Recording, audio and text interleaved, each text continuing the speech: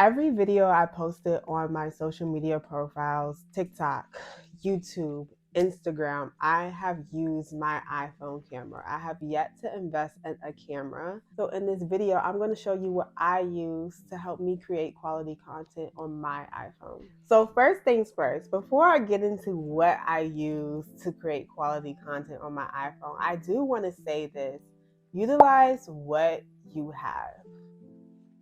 Say it with me. I'm going to utilize what I have. There are people online who make millions, thousands of dollars with just their iPhone. Like, yes, we see the content creators with the cool cameras and the nice, high quality footage, but there's also people who have got tons of money solely recording content on their phone. So, first things first, get into the mindset of utilizing what you have and don't feel pressured to invest in the camera right away. Okay, so as of right now, I am currently recording on an iPhone 16 Pro Max. Now, before you get your panties in a bunch, listen. If you go on my YouTube channel page and you see all of my videos, all of the videos of me in black hair have been filmed on an iPhone 13 Pro Max. I just recently got this iPhone. You know what happens when Apple wants to mess up your phone after having it after a few years and they kind of force you into the upgrade. That's kind of what happened. So here I am. I really like the iPhone 16 Pro Max because it's actually made for cinematography. So as someone who's trying to learn cinematography and filmmaking, I really thought this was a good investment, and I'm excited to play around with it and experiment with the features on it. I went to an Apple Today session where basically they kind of like break down how to use the camera and how to utilize all of the features, and it really sold me on the phone. So I'm excited to use that. But for everyone who doesn't have a iPhone 16 Pro Max or 14, 15, any of the newer versions, the 13 Pro Max honestly is the best camera to me, to be honest. I think it goes toe to toe with the 16 Pro Max. I'll put a video of my previous videos I put on the channel compared to like this, me recording on the 16 Pro Max, but I think the quality either way looks amazing. What I'll do is I'll share my settings for my 16 Pro Max and I'll share the settings for my iPhone 13 Pro Max. Now, aside from my iPhone, the type of iPhone I use and the settings I have for my cameras on those phones, first things first, one, wipe your lens on the back of your camera. And two, use your back camera to film content. If you don't know this by now, then you might be living under a rock. I'm not going to lie to you, but always record your content on the back camera, especially with iPhone. That's where you're going to get the best quality. Now, don't get me wrong. I think with the newer phones, the front camera does look good, but you're always going to get the best quality on your back camera. Another thing I do on the iPhone is I play with the exposure, especially when I'm filming for like TikToks or Reels. I love to play with the exposure. It definitely helps with the overall look of the content and the video type of videos I'm capturing. So I would definitely play around with that, especially in the daytime, because you know sometimes the video could be too bright or not bright enough. It could be too bright, so you could play with the exposure to kind of like tone down that brightness. I think another thing you should have on your iPhone is the grid. It basically helps you with composition and aligning whoever, like whatever you're filming within those grids, so you can know how it looks, if it's out of whack, if it's not in alignment. A lot of people think when it comes to quality, it's about what you use, but it's also how you capture it as well. So I think utilizing your grid and keeping it on would definitely help you capture the content and execute the vision that you have when you are filming. So the next thing I do to ensure I have quality content on my iPhone when I'm filming on my iPhone is audio. I focus on audio. Now, as I've been learning about cinematography and what makes viewers captivated by the visuals that they put out, or the films that they create, or the TV shows, is audio. Audio has a big factor in the user experience when they're watching videos. And let me give you like a prime example. Imagine you go to a movie theater and it's like a suspense scene or a romantic scene, and there's just no music, it's just people talking. It will feel kind of awkward. Like, it would feel like something's missing. That audio is so important. So, two things I do to ensure that my audio is of quality and will create an appeal to my viewers' experience is, one, I have a mic. The mic I have right now, I'm not gonna lie, I don't know the name of it, but I will put a screenshot of it and a link in my bio, a link in my description to let you know where I got it from and how much it costs. I don't remember how much this costs, but this is one of the key essentials to having a quality audio experience. Let me show you. Now, here I'm talking. In a second, I'm about to go off of the mic just so you can see the difference between having a mic and not having a mic. So as of right now, I'm projecting my voice so you can hear me, but right now I don't have a mic. I'm pretty sure you can hear the difference between it. Obviously, you can see my mic flashing on and off because it doesn't know what's going on. But this is the difference. Now, it's not bad, but you could tell when I have the mic on that it feels like I'm speaking more directly to you than feeling like you're in the room and I'm speaking to you. Another thing I do is I add music on my videos. Now, it's not extremely loud, it's very, very low, but I've noticed it definitely keeps users engaged on watching my content online. Think about on TikTok or Instagram, those pop sounds like ding, da, everything, something comes up. It keeps you engaged. It keeps you want to stay on longer versus just hearing someone talk on and on and on again. So I definitely utilize different sounds like pops if I'm bringing something up on the screen, or just background music to have in the video as I'm talking to you. Just nice, soft, smooth music. And if you don't know where to go for non-copyrighted music, for paid subscriptions, I would suggest Adobe. They have background music sounds. I know a lot of YouTubers use Envato. They have a lot of cool background melody music that you can use, different genres as well. So that's a paid subscription. Now, if you're not really trying to pay, you want something that you could just kind of like grab and go. If you have a CapCut account, they also offer those pop sounds and background music you can use in your videos, and YouTube Studio as well. If you're editing your video in YouTube after you upload, you can add like a nice background non-copyrighted music in your videos. Now, I know you probably seen this online, but also people say you can, Google free non-copyrighted music.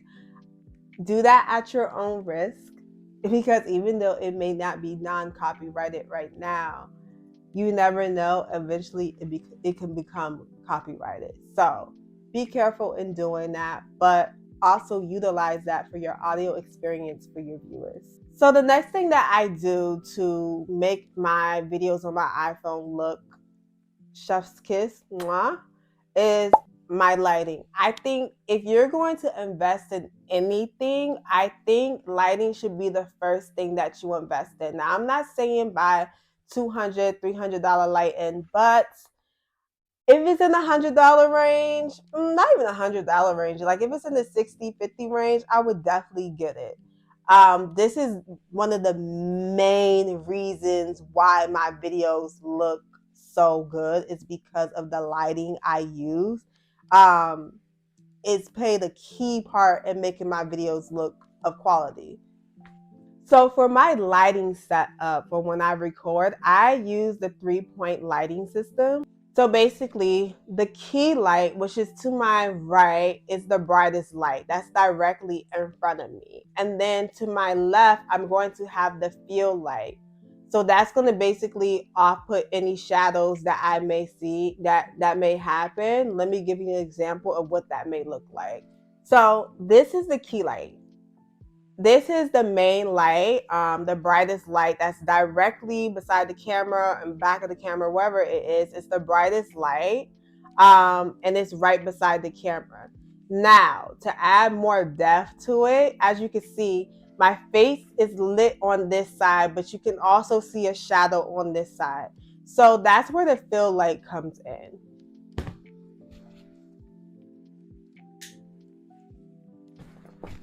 Now you see we're all lit up. That's the role of the fill light. It offsets those shadows that would come from the key light. Hey guys, it's Editor Kiera here. I just realized I did not let you guys know what lighting equipment I was using. So right now, currently for my current setup, I am using soft lights.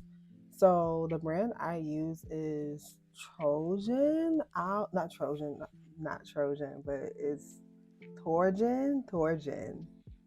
I don't know how to pronounce it, but I'll put a screenshot of it right here. And then prior to that, when I was recording, when I had black hair, I used the newer panel light. So I'll plug that in right here as well. Also, I know in the video I talked about the 3-point lighting system. I'm currently editing, so I don't know, I forgot what place this is at, but this is like the perfect example of it. So you see my backlight to the right of me. Yeah, my backlight to the right of me, technically. Oh yeah, my backlight to the right of me.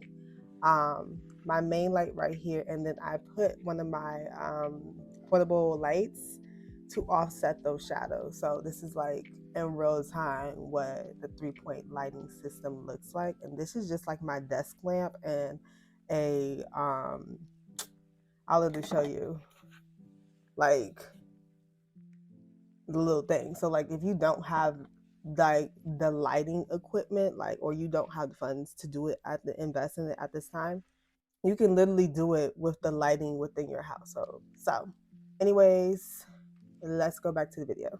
Now, in this current setup, I don't use a backlight. But in another video, I did use a backlight. I feel like a backlight is optional. I feel like for my setup, because I'm against a wall, I don't need a backlight. So I just typically use the key light and the fill light for my setup. But typically, I'll show you.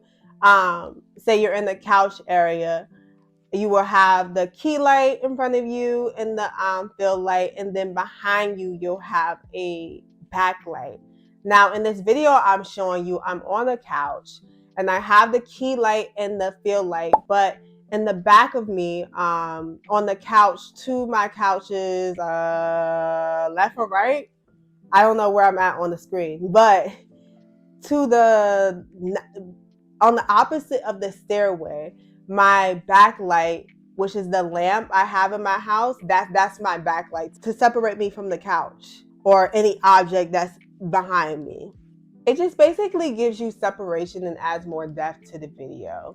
So I don't typically feel like you need it. It just depends on your setup and where you're at. Like I said, I'm against the wall, so I really only need that key light and the fill light to give me the lighting I need to ensure I have a quality video. I would just suggest you do that up to your discretion, wherever your film location is at. Now, if you're like, I can't really invest in lighting at the moment, you can always utilize natural light. In this video here, I recently recorded, this is all natural light. Now, when you're filming with natural light, I want you to keep in mind that you do need to film facing the window. Make sure the window's not behind you. Make sure you're filming in front of the window, because that's you can take advantage of all of the light that's coming through the window. In this video I showed you, I really love the lighting of it. I really feel like it captured the mood and the vibe I was going for when I recorded that video. Now, if you only have one light, you could do the halo effect. And basically what that is you'll put the light directly behind your camera and have it angled at a 45-degree angle. So it won't be in front of you, because if you have the lighting directly in front of you behind the camera, it could be a little bit too harsh on your skin.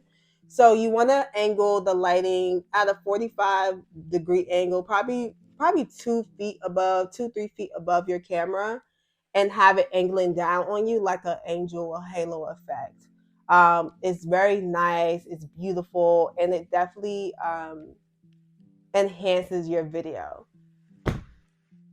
So right now I'm currently using the halo effect. As you can see, it's not as bright as it was before, but you can still see it's a nice lighting. Also, I do want to include I am filming in the evening, but nonetheless, it's still a beautiful casted light on you. And if you only have one light, if you do it this way, in my opinion, I feel like it would definitely make your videos look 10 times better. So the next thing I do to create quality videos on my iPhone is I color grade. Now, hold on, let's before you get your panties in a bunch, you're like, wait, whoa, I'm not that advanced. I'm not that advanced either. Typically, I play with the exposure, the brightness, and the shadows on it. It's like baby color grading. It's not full-fledged on color grading, but I do like to play around just like how I would on the photo that I take on my iPhone. I do like to play around with the exposure, the brightness, and the shadows just to get the type of color I want for my video. Also on CapCut does have filters that you can put on top of your videos. Typically, I don't always use them because of my skin tone. I feel like it doesn't mesh well, but you could always utilize CapCut's filters to enhance the quality and the look and feel of your video. They have like black and white, retro vibes, all different type of filters that you could utilize and use for your video. And the last thing I do to create quality content on my iPhone is I keep a simple background. Now, I know we're in the day and age where it's aesthetics, vibey, cute, all that, right? I'll say this. Simple is the way to go. Simple is the way to go, right? Even with this background, it's supposed to be like a wooden background, child.